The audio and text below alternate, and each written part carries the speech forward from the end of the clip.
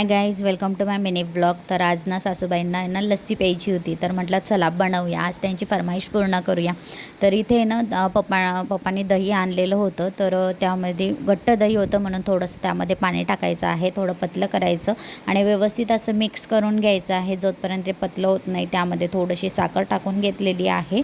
साखर टाकून व्यवस्थित मिक्स करून घ्यायचं आहे. नंतर त्यामध्ये असे मी ड्रायफ्रूट्स कट करून घेतलेले आहे, ते त्यामध्ये टाकून घ्यायचे आहे आणि व्यवस्थित मिक्स करून घ्यायचं आहे. परत तर व्यवस्थित असं पूर्ण घट्ट होईपर्यंत मिक्स करून घ्यायचं आहे. तर इथे बघू शकता तुम्ही आपली लस्सी तयार झालेली आहे. आता आपण ती सर्व करायला घेऊया. तर एक ग्लास घेतलेला आहे, त्या ग्लासांमध्ये आता मी टाकून घेणार आहे. तर त्यामध्ये आईस्क्रीम, ड्रायफ्रूट्स टाकून व्यवस्थित असं आपण डिझाईन करून घेणार आहोत मस्त असं. आणि इथे आपली लस्सी तयार झालेली आहे.